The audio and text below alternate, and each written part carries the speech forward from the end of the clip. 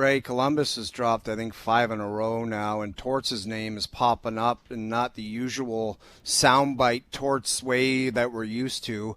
Do you think this kind of tests Columbus's loyalty to Torts here as the coach, or is this an easy way to say, you know what, there's been 100 benchings, there's been guys wanting out, nobody wants to stay here. Is this an easy way out for us to just separate from Torts and say, this is the expiry date on you, we're going to move away from you? That's the danger, isn't it? I think the danger is that everyone's worn out, that they're like, that's all. And but I can't imagine, like in Montreal, I can't imagine they're going to hire somebody that's not coaching now to bring them in.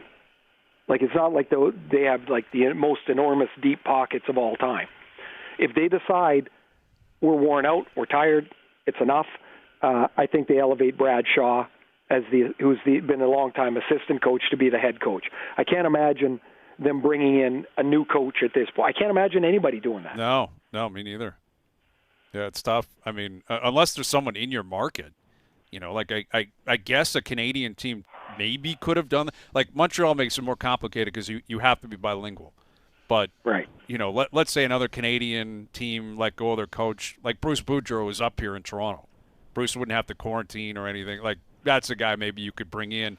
But I'm with you. I mean, it's very difficult to see it happening. And it will be – like the Tortorella case study in Columbus is a fascinating one because they're not talented, yet they've been consistently competitive.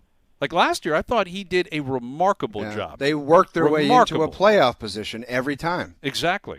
So we'll see. But I think one thing to remember with Torts, and I'll be whatever, honest or whatever. I'm a Torts fan. I like him a lot. I worked with him a bit, and I've gotten to know him a little bit, and I really like him.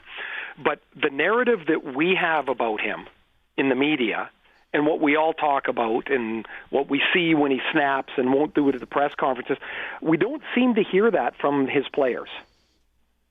Like, even when they leave, they seem to like him. Right. Yeah. So it's there's always this outrage about this guy is that and this guy is that. How would people know? They're never there.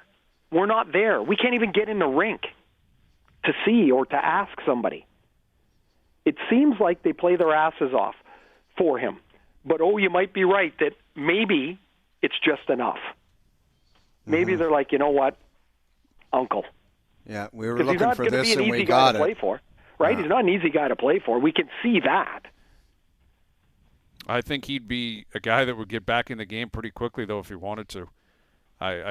He's not new school in any capacity. Like, everything he does is old school, and he drives you and he pushes you. There'd be eye rolling, Brian. Don't kid yourself. You get these guys nowadays that are used to being coddled and the entitlement, and they catch whisper that Torts is showing up on the scene. There'll be a lot of eye rolling, saying, "Oh God." That's exactly where it'd show up. There was probably too much eye rolling when they were losing games. I agree. That's a great point by you, Brian.